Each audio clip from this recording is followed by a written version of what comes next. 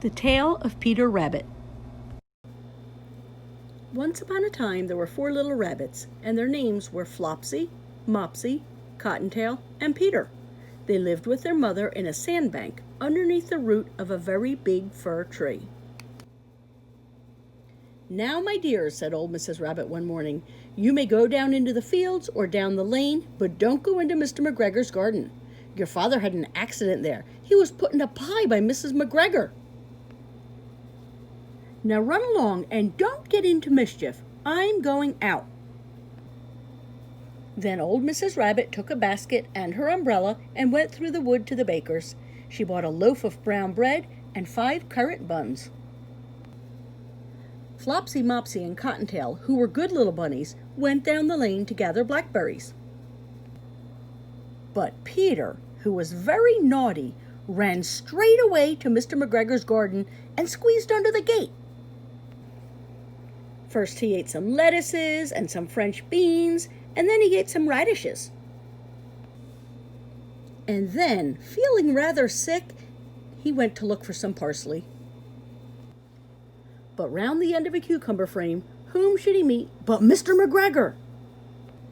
Mr. McGregor was on his hands and knees planting out young cabbages, but he jumped up and ran after Peter, waving a rake and calling, "Stop, thief!" Peter was most dreadfully frightened. He rushed all over the garden, for he had forgotten the way back out to the gate. He had lost one of his shoes among the cabbages and the other shoe amongst the potatoes. After losing them, he ran on 4 legs and went faster, so that I think he might have gotten away altogether if he had not unfortunately run into a gooseberry net and got caught by the large buttons on his jacket. It was a blue jacket with brass buttons, quite new.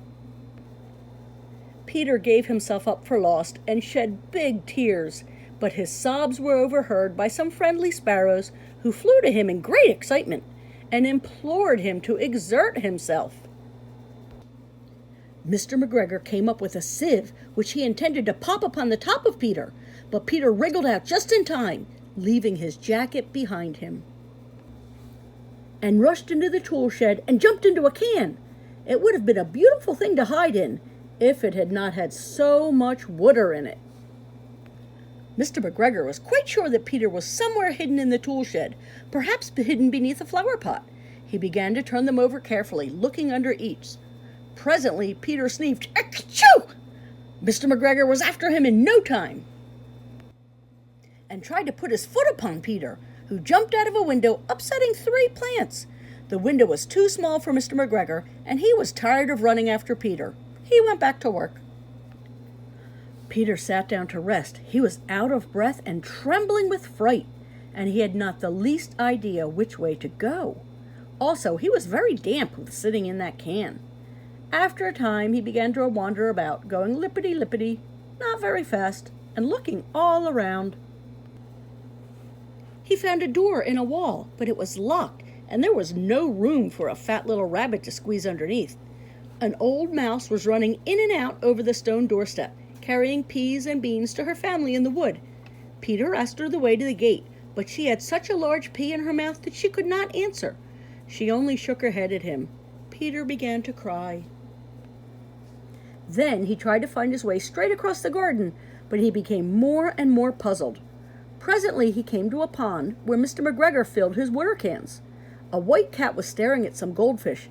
She sat very, very still, but now and then the tip of her tail twitched as if it were alive. Peter thought it best to go away without speaking to her. He had heard about cats from his cousin, little Benjamin Bunny. He went back towards the tool shed, but suddenly, quite close to him, he heard the noise of a hoe. Scratch. Peter scuttered underneath the bushes, but presently, as nothing happened, he came out and climbed upon a wheelbarrow and peeped over. The first thing he saw was Mr. McGregor hoeing onions. His back was turned towards Peter, and beyond him was the gate. Peter got down very quietly off the wheelbarrow and started running as fast as he could go, along a straight walk behind some black currant bushes. Mr. McGregor caught sight of him at the corner, but Peter did not care. He slipped underneath the gate and was safe at last in the wood outside the garden. Mr. McGregor hung up the little jacket and the shoes for a scarecrow to frighten the blackbirds. Peter never stopped running or looked behind him till he got home to the big fir tree. He was so tired that he flopped down upon the nice soft sand floor of the rabbit hole and shut his eyes. His mother was busy cooking. She wondered what he had done with his clothes. It was the second little jacket and pair of shoes that Peter had lost in a fortnight. I am sorry to say that Peter was not very well during the evening. His mother put him to bed and made some chamomile tea, and she gave a dose of it to Peter, 1 tablespoonful to be taken at bedtime.